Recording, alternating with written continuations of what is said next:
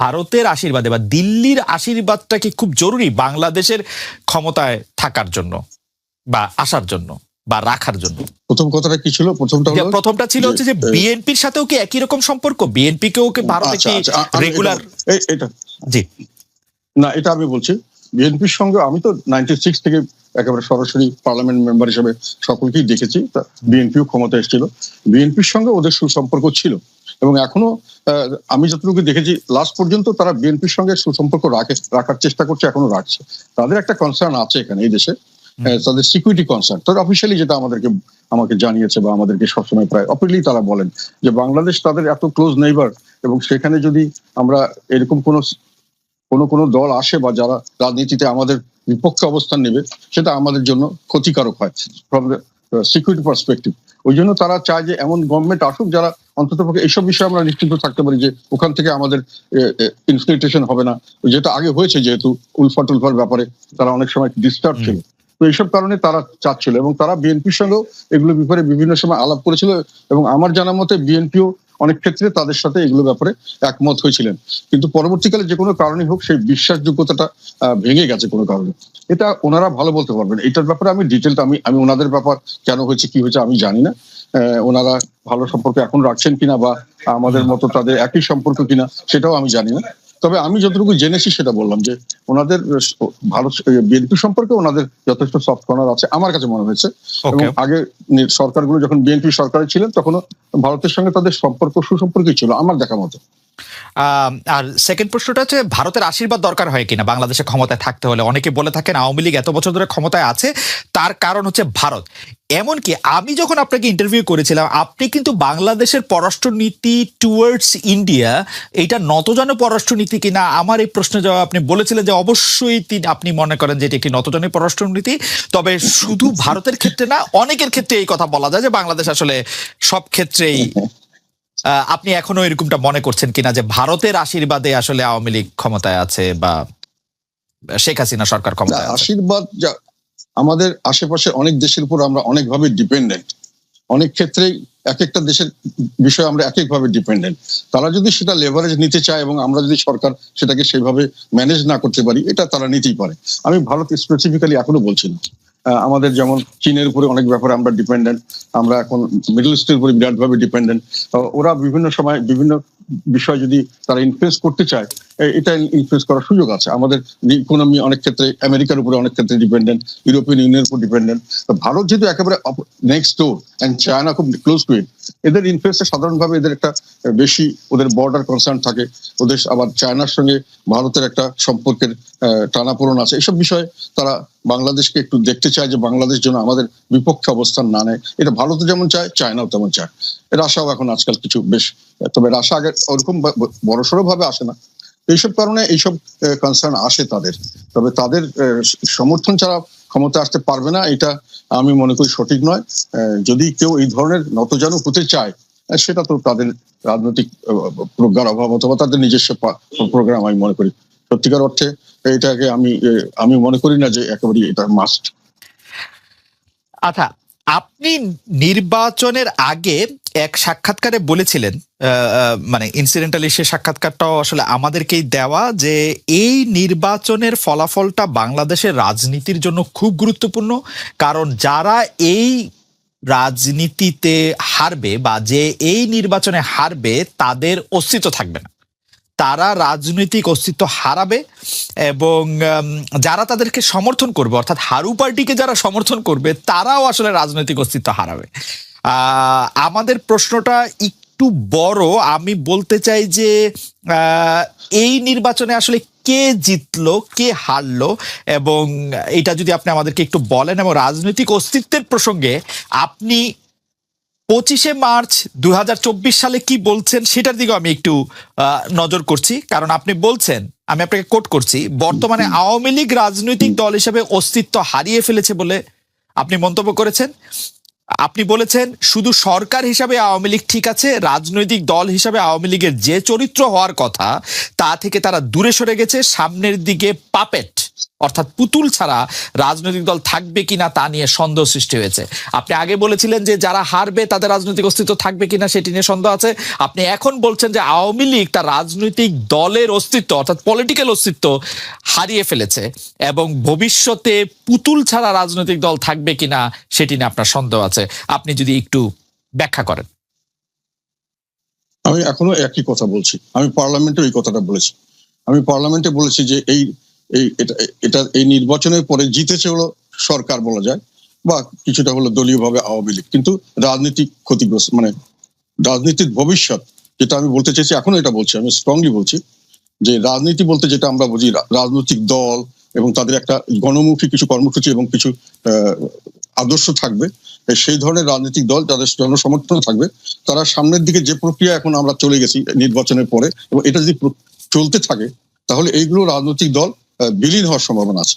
এবং শুধু সেটা নয়, আমি এখন আবার বলছি, আমি মনে করি যে আওয়ামী লীগ তার রাজনৈতিক চরিত্র হারিয়েছে, কারণ তাদের সত্যিকার অর্থে এখন আমার নিজের ধারণা মতে, এটা হচ্ছে আমার ধারণা, এটা আমার নিজস্ব স্টাডি থেকে আমি বলছি, সেটা আওয়ামী লীগ এখন নিজস্ব রাজনৈতিক অস্তিত্ব বলতে আমি মনে করি রাজনৈতিক একটা চরিত্র তাদের থাকার কথা। তারা যেগুলো চরিত্র বলে এগুলো কোনোটাই তারা ফলো করে না, তাদের কর্মসূচি দিয়ে সাপোর্ট করে না। যেমন স্বাধীনতার পক্ষে বলে, এটা নিয়ে কয়েকদিন আগে আমেরিকান একটা ইয়েতে তাদের আইনের স্বাধীনতা, রাজনৈতিক স্বাধীনতা, তারপরে অর্থনৈতিক স্বাধীনতা, এগুলো তারা নিম্নগামী। সার্বভৌমত্বের ব্যাপারে ওইভাবে বলা যায় না, তবুও আমি মনে করি দেশের মানুষের কাছে যদি প্রশ্ন করা যায় যে তারা ওই স্বাধীনতা কতটুকু রক্ষা করছেন, এই ব্যাপারেও তাদের ফেভারে খুব বেশি আসবে না। তারপরে তারা যেটা বলেন যে ওই আমাদের স্বাধীনতার পক্ষে এবং কিসের এটা মুক্তিযুদ্ধের পক্ষে, এটা একটা ডাহা, একটা উল্টো কথা। এটা আমি মনে করি তারা একেবারে সম্পূর্ণভাবে মুক্তিযুদ্ধের বিপক্ষে শক্তি। কারণ মুক্তিযুদ্ধ করা হয়েছিল আমাদের দেশের বৈষম্য বিরুদ্ধে, এটা সংগ্রাম ছিল, যেটা ভাষা আন্দোলনের মাধ্যমে, এটা বৈষম্য, ভাষা দিয়ে আমাদেরকে বৈষম্য করা হতো। ভাষা যদি আমাদের রাষ্ট্রভাষা আমাদের লোকদের না হয়, তাহলে আমরা চাকরি বাকরিতে বৈষম্য শিকার হতাম। সেই জন্যই যুদ্ধটা হয়েছিল, তাদের সঙ্গে সংঘর্ষ হয়েছিল, আন্দোলন হয়েছিল, মানুষের জীবন দিয়েছে। ভাষা ব্যবহার করে আমাদেরকে বৈষম্য করা হতো। তবে 6 দফা যখন দেখা হলো, তখনও 6 দফার উদ্দেশ্য ছিল স্বাধীনতার নয়, 6 দফা ছিল আমার বৈষম্য মুক্তি চাই।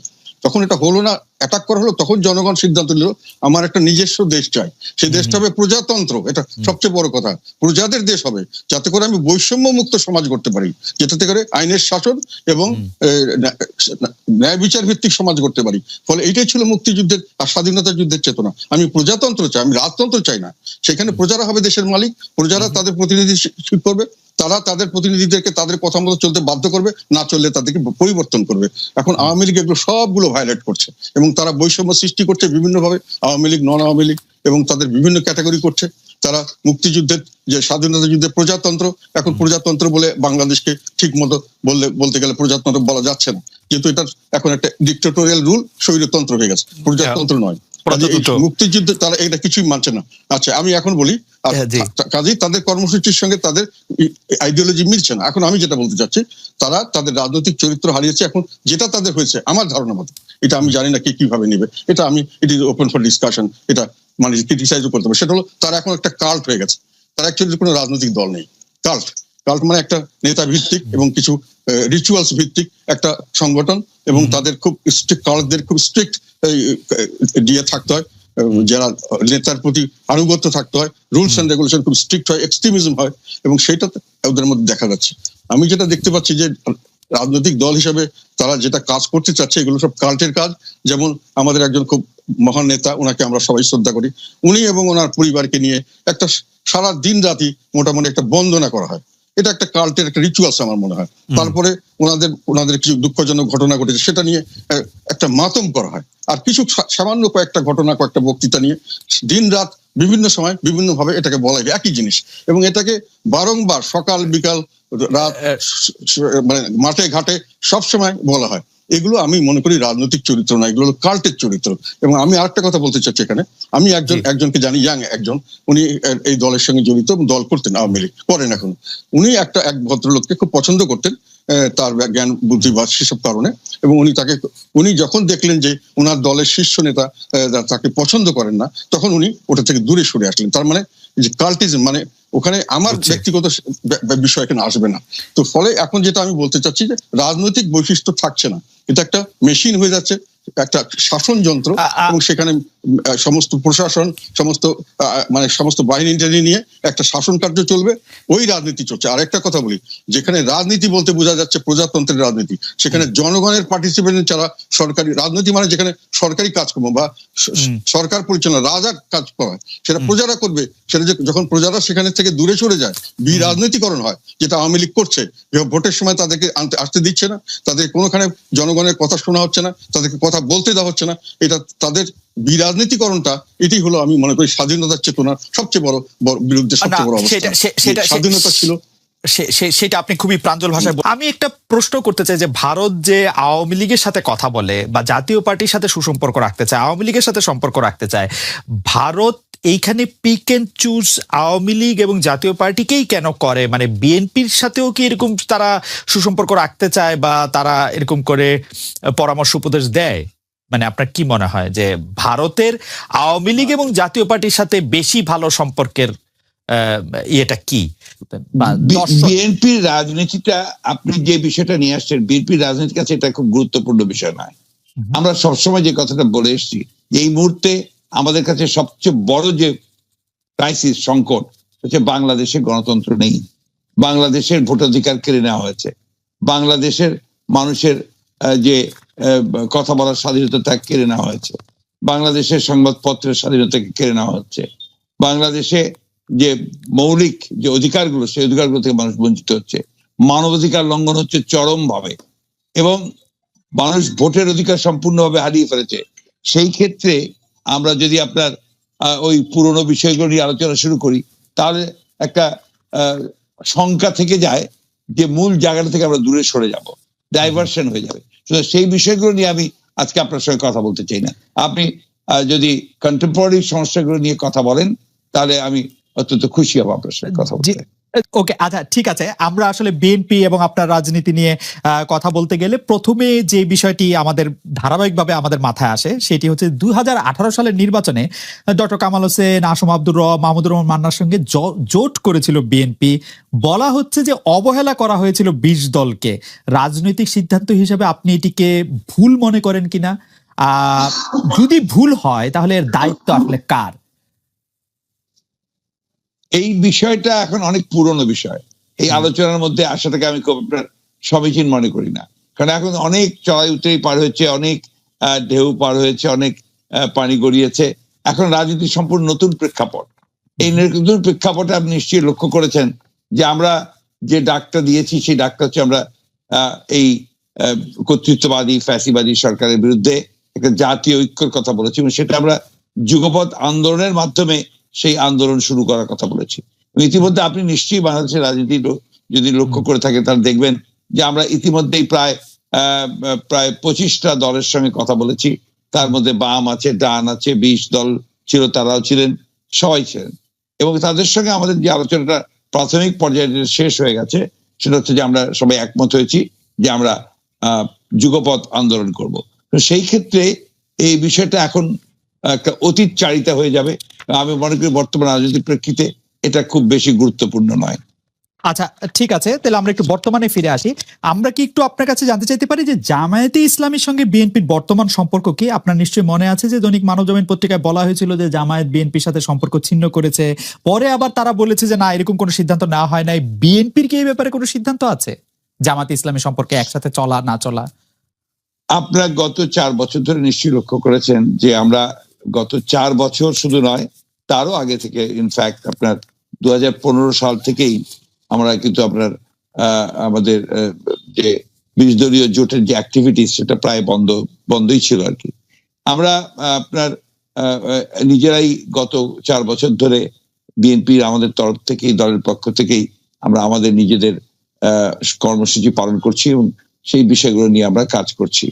আপনারা নিশ্চয়ই লক্ষ্য করেছেন যে এখন যেটা আমরা করছি, এই কাটার মধ্যে আমরা যে সমস্ত দলগুলোর সাথে কথা বলেছি, সেই সবগুলোর কথা আপনারা সবাই জানেন, আমরা সেইভাবে কাজ করছি। আমাদের তো এখন আমরা জোটের কথাটা আমরা এখন বলছি না, এবং জোটের কথা সামনে আসছেও না। আমরা বিএনপি এই আন্দোলন করছি, তার সঙ্গে আমরা আহ্বান জানিয়েছি জাতীয় ঐক্যের। প্রত্যেকটি দল তাদের নিজের নিজের অবস্থান থেকে তাদের আপনার আমাদের যে বক্তব্য, আমরা যদি একমত হই, তাহলে সেই বক্তব্যগুলোর সামনে নিয়ে আন্দোলনে যাবেন, এবং রাজপথেই আন্দোলনের ধারার মধ্য দিয়েই আপনার এই সিদ্ধান্তটা হবে যে আমরা ভবিষ্যতে জোট করব কি করব না, বা আমরা একসাথে যাব কি যাব না। সুতরাং এখন ওই জামাত প্রসঙ্গটা একদম একেবারে অপ্রাসঙ্গিক এখন এই মুহূর্তে। জি, জনাব মির্জা ফখরুল ইসলামকে আমরা যে আপনি যে 25টি রাজনৈতিক দলের সঙ্গে কথা বলেছেন তার মধ্যে কি জামায়াতে ইসলামীর সঙ্গে তার আপনি আলাদা করে কথা বলেন নাই, সেটা কি এই কারণে যে এটি এখন প্রাসঙ্গিক না, নাকি এটি কোনো বার্তা আসলে দিচ্ছে যে আপনারা? না, আমরা আপনার যে সমস্ত দলগুলোর সঙ্গে প্রকাশ্যে কথা বলেছি সেই দলগুলোর খবর আপনারা সবাই জানেন, রাইট। এবং সেই দলগুলোর সঙ্গে আমরা কথা বলেছি।